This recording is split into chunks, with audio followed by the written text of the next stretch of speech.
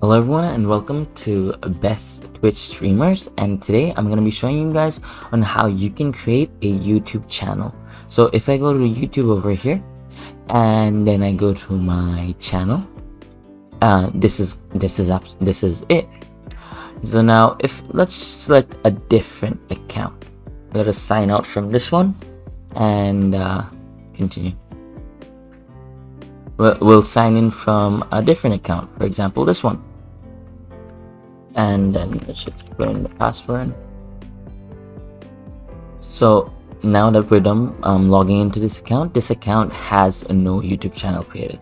So over here, as soon as we click on our name over here, as you can see, you're gonna have a tab called create a channel.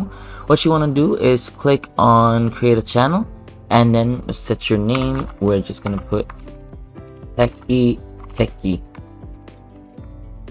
yeah, something like that, and then you can just create the channel.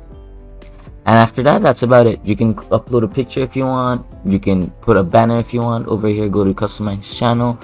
From here you can basically do a lot of stuff: analytics, comments, dashboard, your channel, everything is going to be handled from here.